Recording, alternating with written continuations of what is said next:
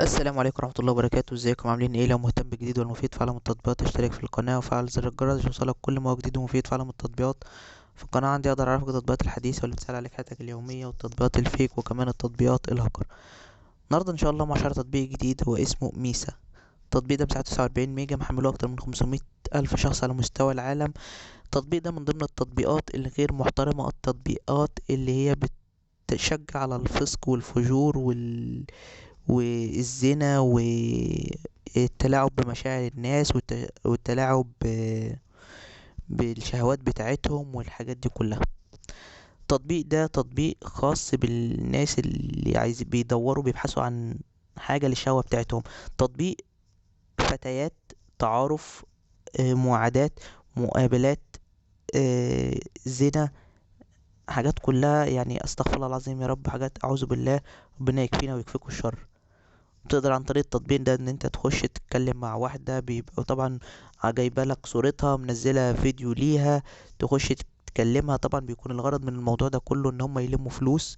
بيكون برضو في الاول وفي الاخر الموضوع كله نصب.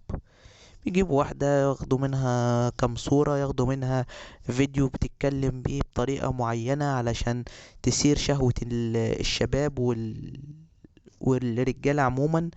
بتخش عليه على الاكونت بتاعها، تلاقيها مصوره لك فيديو كأنها بتكلمك انت وتقول لك لو عايز تكمل المكالمة ادفع يعني عشان تكمل معاها المكالمة تدفع فلوس للتطبيق عشان تشترك يعني وتتكلم وكده.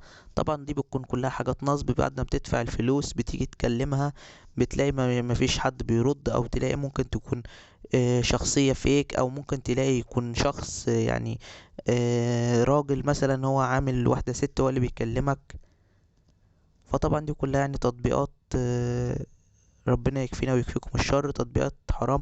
حتى التطبيقات اللي زيها وبتكون فيها مصداقية وبيكون فيها برضو بنات فعلا بتتكلم وكده، طبعا برضو كلها تطبيقات حرام.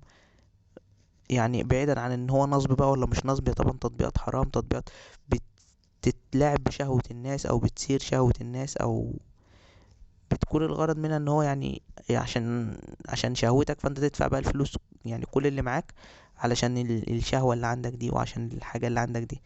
طبعا كلها يعني تطبيقات اعوذ بالله، ربنا يكفينا ويكفيكم شرها. وبس كده. طبعا تطبيق مفهوش مزايا، طبعا تطبيق كله عيوب. لو اكتشفت عيب زيادة غير اللي احنا قلناه، طبعا مش هنتكلم عن ميزات زي ما بنتكلم في كل الفيديوهات بتاعتنا، هنتكلم بس لو اكتشفت عيب زيادة عن اللي احنا قلناه لك تكتبها في التعليقات بتاع الفيديو، وعرف غيرك وفيد غيرك. شكرا، سلام عليكم.